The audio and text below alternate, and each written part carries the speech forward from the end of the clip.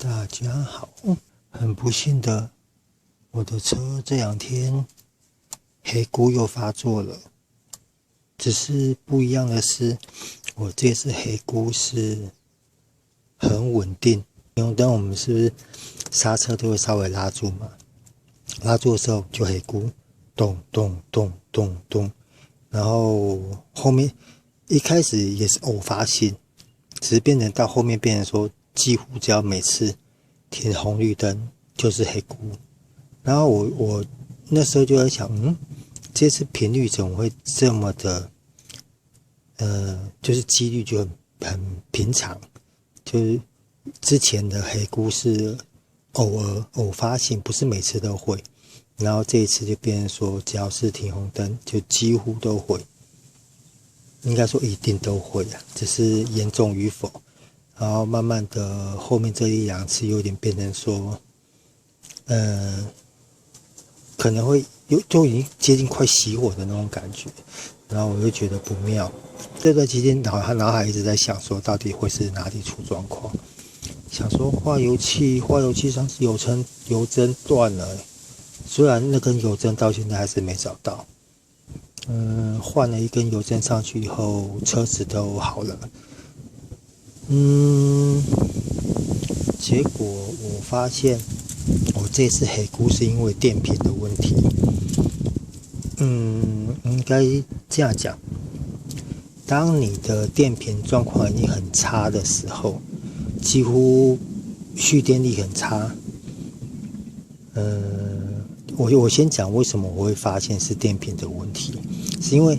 我后面这边变成说我在发动的时候，那就有一点好像卡老痰那种感觉，就咣咣咣咣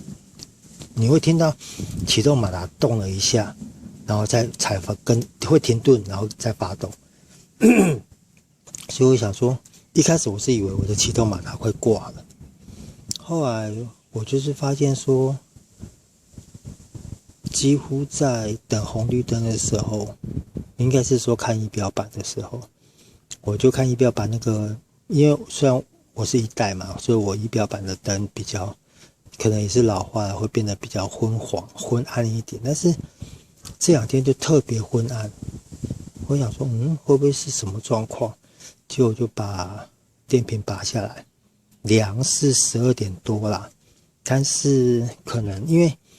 电压跟电流这种东西，基本上，除非你有内阻计，你有那个量内阻的内阻表。一般说实在话，一般电瓶我们只能拿电表量它的电压是多少。然后，因为以我的感觉啦，正常的电瓶，你充饱电的正常使用的电瓶，然后状况正常的电瓶，它的电压应该要在12.6、12.5上下维持在这边啦。因为我很少买新电瓶，所以我不太清楚，我只以我的感觉啦。我的像我自己在弄电瓶的话，充饱电，我会先放个1-2天，我看它自己会放电嘛。你如果自放电率过高的话，那个电瓶也其实几乎是差不多。所以我这一次换的这颗电瓶，这个状况就好了，就是黑菇的状况就好了。然后我之前我说我的黑菇问题是因为插头的问题，就是这一颗。我后来因为可能牵扯到要剪线啊干嘛，所以我选择就是我找一个一样这种3通的头，我只把它的那个针脚都退平，把它退掉以后，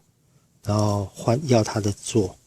然后就一样画葫芦，什么颜色对什么颜色接上去以后，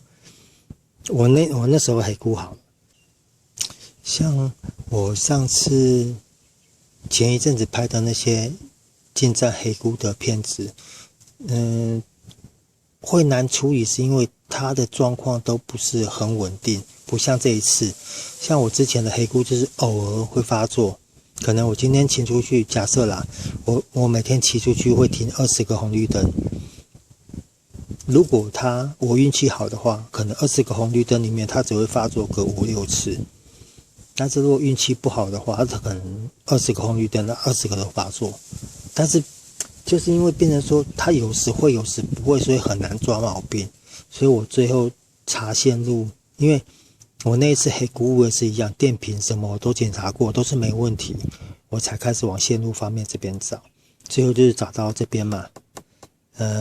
进站车身右边这边有一个大店，这电盘出来的3相电嘛。然后我后来又查出来是可能啊，它像你看这个都烧断掉烧融，这不是我后来雕的，就看这个就知道是旧痕迹。它就烧融以后可能端子太接近，可能跳火花或有干扰啦，诸如此类的。然后也有可能就是久了没有清，它那个插片上面就是有一些氧化物啊，有些铜锈啊。像你看正常的它的端子头应该是要很干净，好的话，像这个它这种是铜镀铬、镀镍还是什么，我记得就是尽量不要让它氧化防锈。正常的话，它应该头要很漂亮。如果你拔起来，只要发现你的旁边这边有很多那种白色的粉末啊，那个很可能就都是开始在氧化了。所以我最后就是像我刚刚讲的，我不想剪线嘛，我就是把那个端子推平。像仔细看这边，我不知道叫你们看，像这边有一个凸起来的东西，你只要拿东西把这个顶下去，然后这个就抽起来了。装回去的时候一样，装回去就是把它稍微顶凸出来一点，然后再装回去的时候会掉一声就装好了，然后试拉看看，这样就好了。所以变成说之前我的感觉啦，真的有时候如果可能你的摩托车、汽车都会不定时出现一样的状况，但是重点是不定时哦。不一样的路况，不一样的天候，什么什么，就会出现一样的毛病，很有可能都是线路引起。然后其实有时候在新闻啊，或者说看到说一些老车开一开烧起来，或者说冒烟啊，其实这种真的都很重要。像我之前有朋友讲到说，不管摩托车或汽车，它车上一定有所谓的大电线组。所谓的大电线组，其实机车、摩托车一样都是12V， 但是它的那个电流就不一样，它的安培数就不一样。你安培数越高的话，你的电线就会越粗。这个是电动车的啦，这个好像是地线，还是什么感应线，所以变很细。基本上，你们在查车辆，不管摩托车还是汽车，如果电线特别粗，那种都是大电线组。我建议，如果可以的话，或有比较有经验的话，要定期做检查。因为你说实话，大电线组，你每次发动，因为毕竟像电线是一整条的，它比较不会产生那种类似。这我也是前一阵子跟一个网友也在聊到问题，他是说线组铜锈的问题。其实线组铜锈最会引起的状况就是类似像这种，你可以活动的地方，因为你插把久了会比较松，然后可能会有间隙存在。当你启动的瞬间，那电出去的时候会有跳火那个温度都很高，所以它可能会导致这个端子面这边会有一点材质会引起变化。然后一直跳久了，就氧化物会增加久以后就变成说，就有点类似水管堵塞。本来这边大水管，就这边堵塞变小水管，后面就一直冲不过去。其实正常来说啦，你正常使用下那种要保养是最可以加水的电瓶，像摩托车几乎都是可以加水。那种电瓶，我觉得寿命最少都要有个3年左右。像网络上你可以找到很多影片，就是说电瓶啊怎么样，让它复活啊。但是我说实在话，当电瓶只要生放电或过充太严重，那个电瓶基本上都挂掉。像我的经验，我都是看电瓶。电瓶如果它四方形嘛，你只要觉得它有怀孕，就是凸肿肿的，那个寿命它就算是好的，它再用也没多久了。因为电瓶它就是化学作用嘛，里面的隔板啊、一些铅板啊、一些里面就是化学作用久了，那些化学物质也都没有以后，你再怎么救都救不起来，那没办法救了。我就曾经碰过有朋友，他很妙哦，他宁愿一直救，他说网络教的都有用，我一定也用得起来。买整桶的那个电解水，就是稀硫酸嘛，我还自己配，又跑去买那个比重计，然后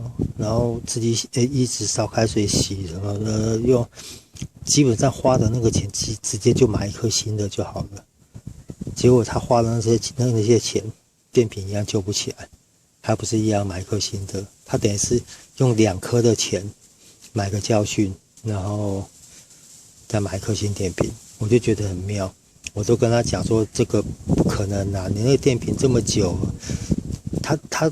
电瓶它用的寿命也蛮长，然后在外表看起来就稍微一点点鼓而已。那我那时候我就跟他讲，你这个状况应该是寿命到了，怎么救不起来？他又不信，他说你看，什么网络上很多教学电瓶怎么拯救啊？对，电瓶是可以救，但是你还是要在它的寿命之前。所以说，有些网络上的教学，我是觉得可以做参考，但是真的不要乱信。好。然后像线组的这个问题，我真的建议你们如果喜欢 DIY 的话，自己汽车搭电线组，搭电线组真的有机会的话，它上面的所连接的插座都要记得做检查，要不然搭电线组有时候像这个，我本来烧坏的是这个，它如果你看啊，它中间这个挡片。中间会有一个类似这样子，一个梯形的隔开，它就是把3个 pin 都隔开，然后让它不会有机会接触到，像这样子，它就不会修怕灯了。问题是我的，哪一头？这一头，你看，我的都烂光了。所以我那时候会引起车子不定时黑咕，就是因为有可能就是这2个会干扰到，会有干扰，所以它一干扰就开始黑咕。因为这个线组在这边嘛，它是活动的，可能抖，它就可能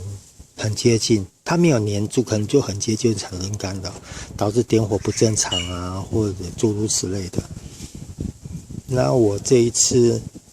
我刚刚说的，我这次黑咕是因为电瓶引起，那是因为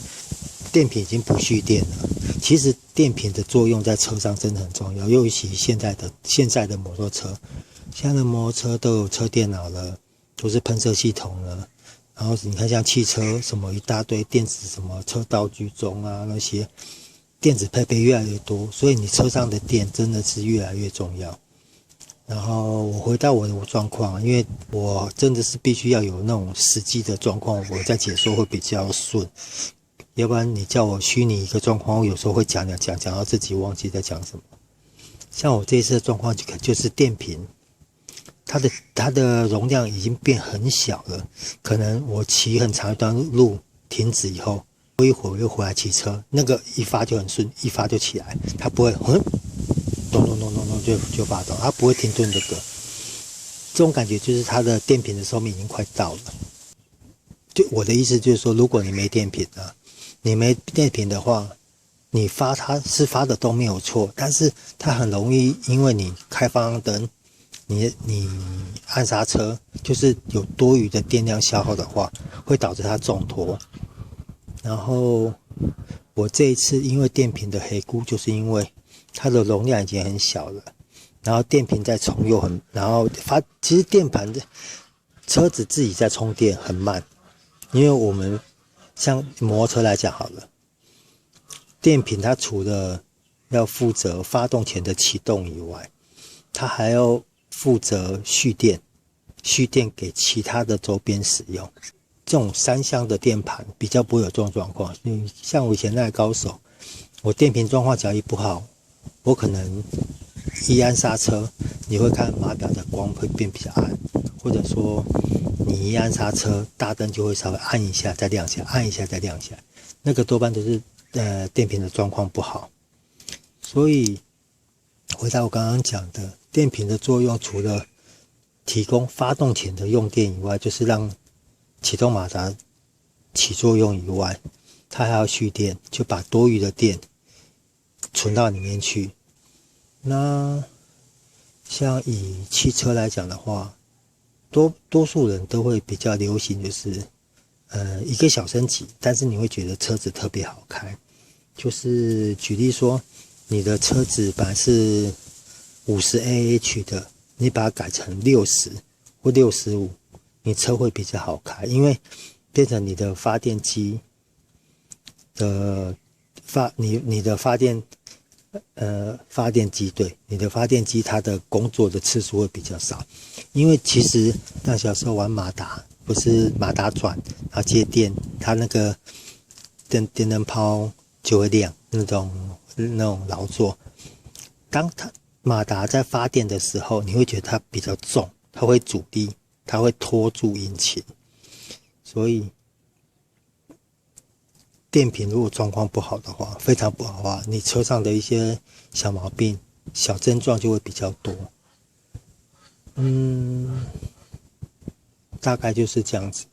因为我又开始不知道自己在讲什么。好，然后我刚刚讲了，我这次很稳定的黑菇，我的状况是因为电瓶的馈电，就是不蓄电引起的嘛。那在整个过程中，我也是一开始也是炒机械，因为我以前就是不定时黑菇的时候，这是硬体引起的。然后这一次很稳定的黑菇，后来发现当然也是硬体引起的，所以我就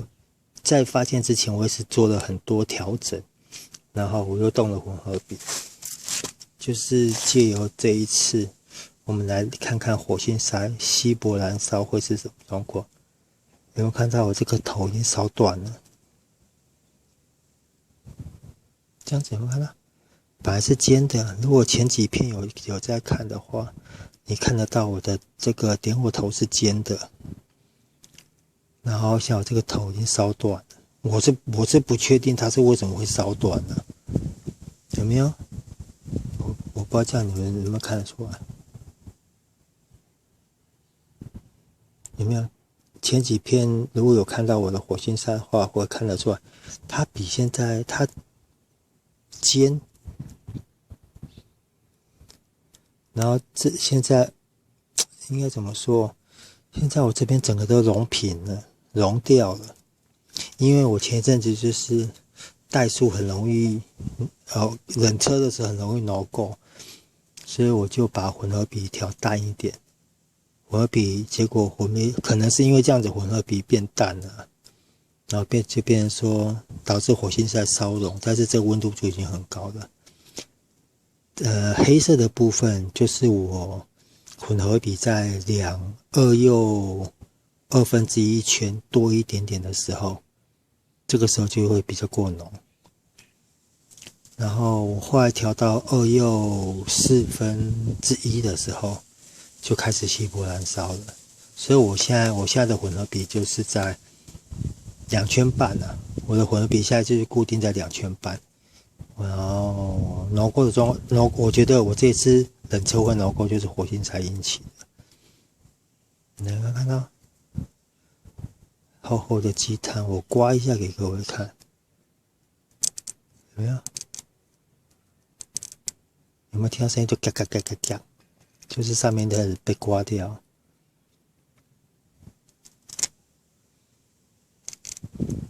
然后也可以看到里面这边也有很厚的一层。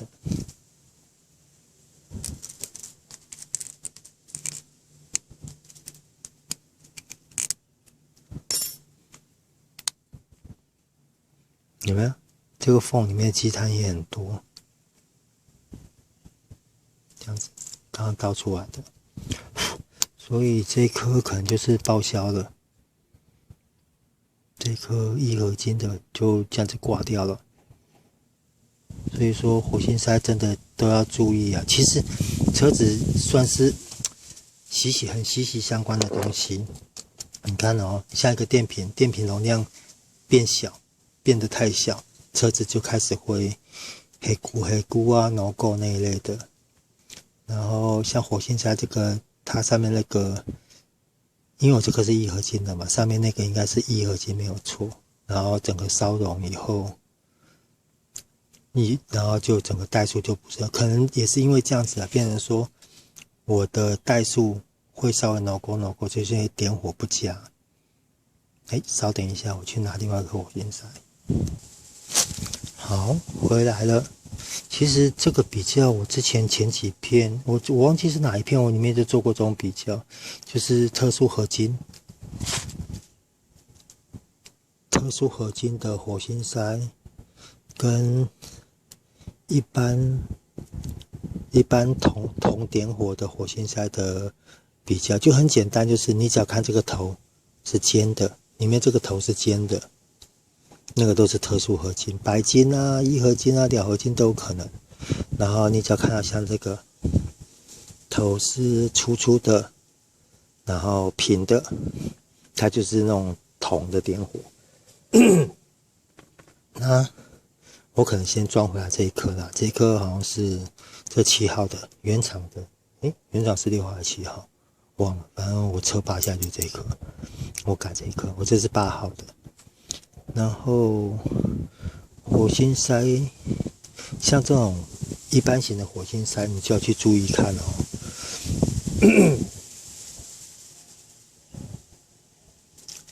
你如果发现你的这个头，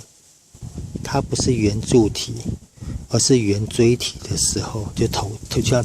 手指头一样，是圆成这样的时候，这个火星塞就已经不行了。正常的火星塞，我这个后面可能有点点火过头，有点在圆，这样不知道你们看不看得出来。反正基本上就是它这个头，你就是看很明显，它旁边有一个尖角存在，就是像圆柱体一样，就像这样子。比较这样子的话，像这样子，这种火星塞状况就还很好，除非是里面的那个铜导体有问题。然后如果像手指头加圆头的话，那火星塞就要换掉了。很久以前那些老司机，因为那时候火星塞都很贵，他们都有工具拿锉刀把头再锉平，锉成圆柱体，然后再继续使用，勤俭持家。然后之前我有讲过，我基本上我也没有买过新火星塞，我连汽车的火星塞我好像都没有买过新的，没办法，就能省就省了，因为我还有很多事情必须处理，所以别人说只能现在可能拍片的时间少，除非是车子有状况，我必须被迫我才有办法拍片给各位看，要不然叫我无中生有出现一个状况解释的话，我可能就会变成说我要特意的找时间拍片，然后我现在的经济状况也不允许，就希望各位见谅啦。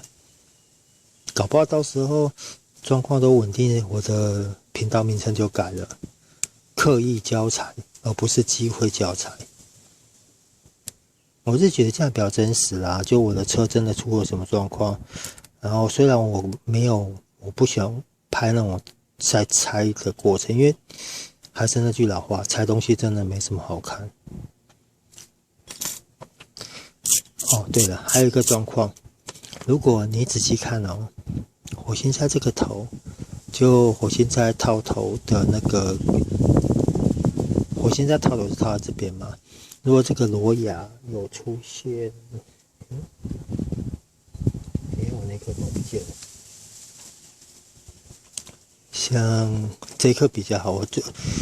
如果有那种整个都磨平的，它会导致你的火星菜套头套下去的时候会咬不住，它会乱动。如果你发现你的车子可能在过很多坑洞的时候，剧烈跳动的时候，好像车子会这样熄火的感觉，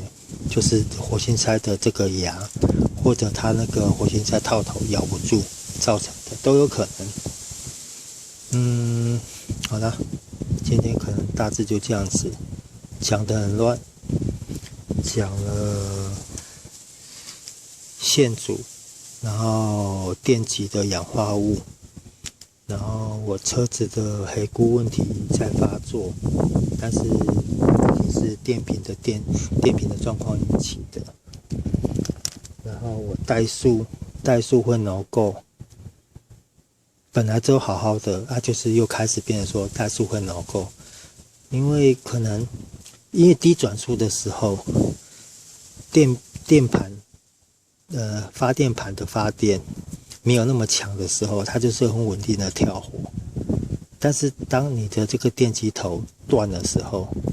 它跳火可能就是没有那么顺畅，或者说会跑到旁边去，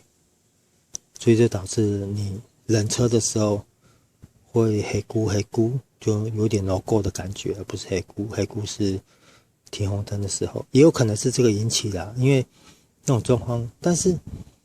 no go 跟黑咕是不一样的东西。no go 是你在加油门的时候，你会觉得就像一盆火突然被泼了冷水这样灭一下又烧起来那种感觉，那是 no go。黑咕就是你都不用去动它，它自己就怠速本来是很平稳，就慢起来，慢到快熄火，又突然拉起来，然后又慢起来，又快熄火又拉起来，这个是我所谓的黑咕。然后 no go 就是刚刚讲的嘛，你加油门就有过多的感觉。好啦，谢谢各位，拜拜。